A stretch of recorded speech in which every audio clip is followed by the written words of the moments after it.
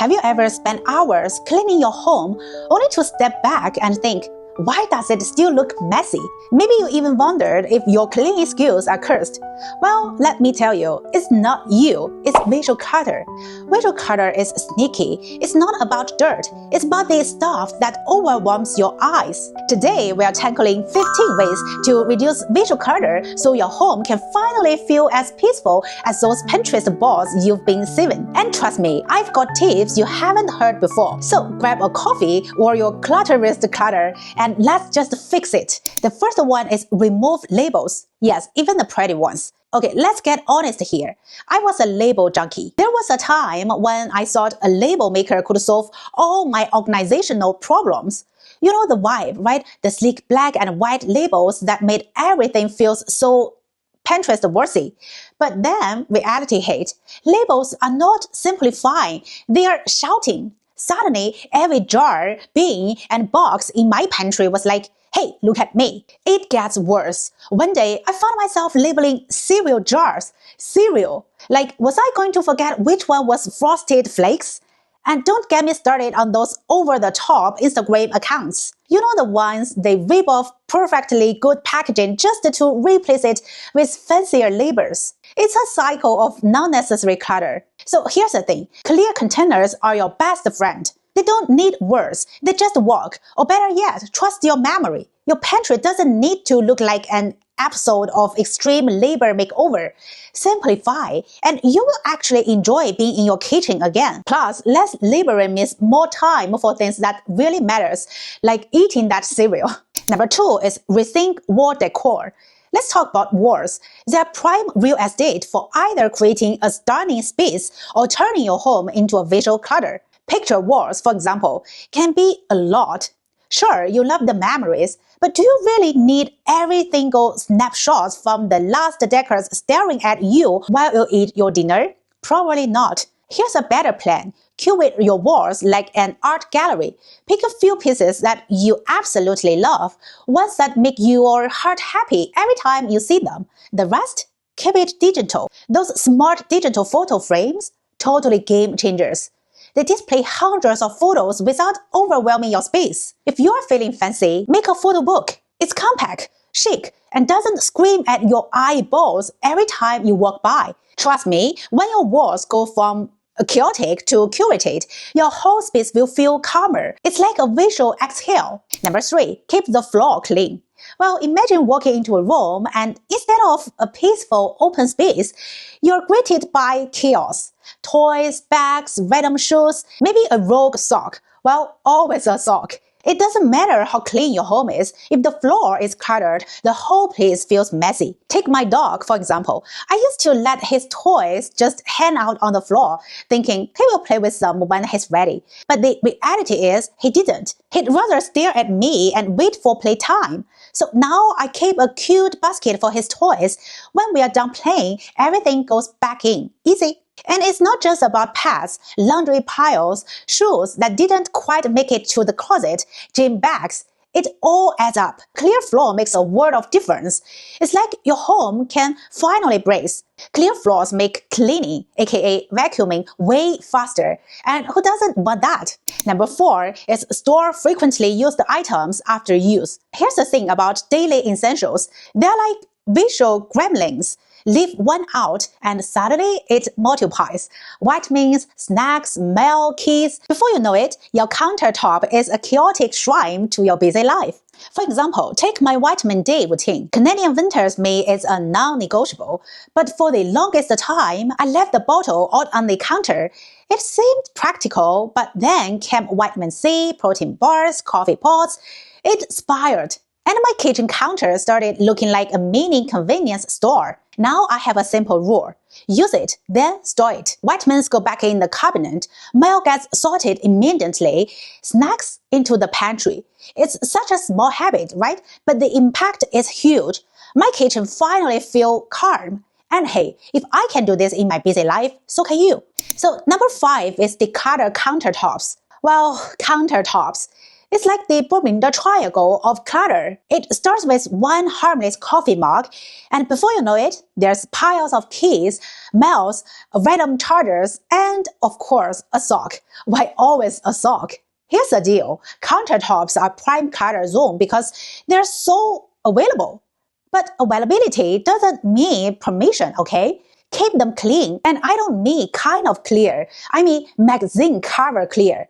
If it doesn't absolutely need to live there, it's gotta go. For me, this was life-changing. I used to think, but where will I put my stuff? The answer is anywhere else. Drawers, cabinets, baskets, they're your new best friends. Now, when I walk into my kitchen or bathroom, I am greeted by clean, open surfaces. Not a visual to-do list. It's weirdly therapeutic. Give it a try. You will see what I mean. Number 6 is harmonize your color scheme. Alright, let's talk about the colors for a second. You might not realize it, but a chaotic color palette can make your home look cluttered even when it's perfectly clean. Crazy, right? The good news is you don't have to banish bright colors or live in a sea of binge to fixes. Here's the trick. It's all about balance. Both colors, totally fine if they get along. Imagine navy and mustard yellow hanging out with a soft gray. They're like the chillest trio at the party, working together instead of fighting for attention. Think of your room like an outfit. You wouldn't wear a polka dots, stripes, and nude at all once, right? Would you? This is the same logic applies to your home. Stick to a palette that feels cohesive. If you love color, use pops of it in accessories, through pillows, art, or a funky rock. When your space has a harmonious vibe, everything feels calmer. Plus, your home will start giving off serious design magazine energy. Who doesn't want that? Number 7 is scale down the indoor jungle. Plants are amazing, right? They add life, color, and even cleaning air to your home. But here's the thing. Unless you are secretly a plant whisperer, too many plants can take over, and not in a cute way. Trust me, I've been there. One time, I went all in on the indoor jungle trend. I had pothos hanging from the ceiling, succulents on every windowsill, and ferns take over my coffee table. It was a lot. Instead of feeling like a lush oasis, it looks like a garden center explosion. And let's not even talk about the constant battle with yelling leaves and gnats. Now let's learn to be selective. I keep a few statement plants like a fiddle leaf fig or a monstera that I actually have time to care for. The result is my home feels clean, vibrant, and alive without the stress of keeping a dozen plants happy. Remember, it's not about how many plants you have. It's about how they fit into your space. Number 8, size matters. Match furniture to the space. Raise your hand if you've ever fallen in love with a piece of furniture, bought it, and then realized it was way too big for your space. Yeah, me too. One time, I crafted a massive oven into a kitchen so tiny, I had to chop veggies on the stove top. It was like a tragic comedy. Here's the deal. Big furniture in small spaces doesn't just look cluttered, it feels cluttered. It eats up your precious square footage and makes your home feel more cramped than it actually is. When I finally swapped that monster oven for a compact one, it was like a light bulb went off. Suddenly, I could cook, prep, and move around without bumping into everything. And no, I didn't miss that giant oven one bit. So here's my advice. Choose furniture that respect the size of your space. If your bedroom is small, skip the king-size bed. If your living room is cozy, maybe don't go for the section that could seat an entire football team. Nothing is as important as fitting, right? Number 9 is Tame the paper beast. Let's talk paper clutter, the sneaky villain of every household. It starts innocently enough. A bill here, a flyer there. Next thing you know, you've got an entire forest worth of paper taking over your counters. Here's what worked for me. Deal with it immediately. The moment mail comes in, I open it, act on it, and either file it or toss it. Don't let it pile up. It's like giving the paper monster permission to grow. Even better, go digital. I started unsubscribing from junk mail and switching to e-statement. Life-changing. No more rifling through endless envelopes to find what I need. And as a bonus, I'm saving trees. Number 10 is throw shoes on a rack.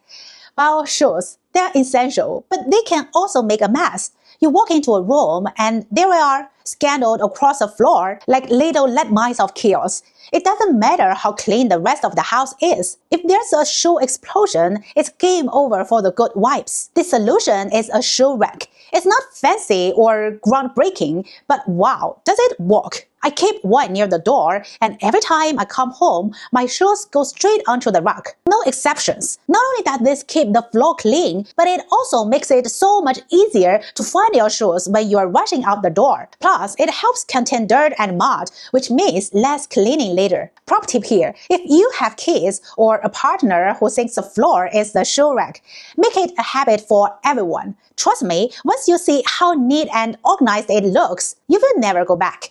It's such a small change, but it has a big impact on how your home feels. Number 11. Use baskets to hide chaos. Your stylish clutter savior. Let me tell you a secret. Baskets are pure magic. They are not just the containers, they are tiny homes for your chaos, like remote controls, toys, or random cords. That mystery item you're not quite ready to toss, all of it can disappear into a basket like a magician's trick. Just sweep everything into a basket and ta-da! Instant neat freak vibes. I've even been complimented on my decorative storage solutions, which is a fancy way of saying, yeah, my clutter is hiding in plain sight. For example, I keep a basket by the couch for remotes and chargers, one in the entryway for keys and sunglasses, and a cute little one in my bathroom for toiletries. It's not about hiding your life, it's about giving it a home. Number 12. Skip the souvenir overload. Travel memories, not trinkets. Can I say souvenirs are the fast food of travel keepsakes, like a fridge, magnets, snow globes, keychains. They seem fun in the moment, but back home, they just pile up. Your fridge starts to look like a scrapbook and not in a cute way. Instead, try this. Take amazing photos, journal about your trip, or create a digital album. These things capture the memories, not the mess. For instance, after a beach vacation, I made a little photo book. It sits on my coffee table, and every time I flip through it, I get all the feelings. No clutter required. Here's another idea. Pick one meaningful item that's actually useful. A handmade bowl from a local market? Cool. A new shot glass with Cancun 2019? Well, maybe not. Number 13. Keep a decluttering box handy. This is your clutter therapist. Decluttering isn't a one and done thing. It's an ongoing process. Think of it as cardio for your home. And just like cardio, it's easier when you have a system. My system is the mighty decluttering box. Here's how it works. I keep a box in my closet, and anytime I come across something I don't need, like a sweater I haven't worn in years or a kitchen gadget I forgot existed, I toss it in. No overthinking, no second guessing. Once the box is full, I decide where it goes. Donate, sell, or recycle, it doesn't matter, as long as it lives in my house. The little habit has been a game changer. Instead of letting clutter pile up, I deal with it in real time. Number 14. Declutter tech gadgets and cables. Tech clutter is sneaky. One day you're organizing your desk, and the next you've got a drawer full of random cables, ancient gadgets, and chargers for device you don't even own anymore. Sounds familiar? Here's what I do. Dump it all out and sort through it. Only keep the chargers and cords you actually use. Label them if you have to. For the rest, donate or recycle. Many places will take old electronics for free, so there's no excuse to let them gather dust. Next, invest in some cable organizers. Seriously, they're a lifesaver. I use little clips to keep cords from tangling and hide them behind my desk. Now, my workspace looks like it belongs in a tech ad instead of a gadget graveyard. Number 15. Limit decorative pillows. Save your couch and your sanity. Decorative pillows are like dessert. Great in moderation, but too many can be overwhelming. They're cute and cozy until you find yourself spending more time moving them than actually sitting on the couch. Here's my rule. Pick 2 or 3 that match your color scheme and stick with those. No more playing pillow Tetris every time you want to relax. For example, I have one big neutral pillow and a smaller one with a fun pattern that look great and don't take over my life. And let's talk functionality. If a pillow isn't comfy, it doesn't belong. You're not running a showroom. You are living in your home right. The couch deserves to shine, and so do you. Let the pillow enhance your space, not suffocate it. Less fluff, more function. And that's a wrap on 15 ways to reduce visual clutter. Which tip spoke to your cluttered soul? Let me know in the comments. If this video helped you, smash that like button and subscribe for more tips. Remember, less clutter means more joy. Let's keep your home looking chef's kiss amazing. See you next time. Bye.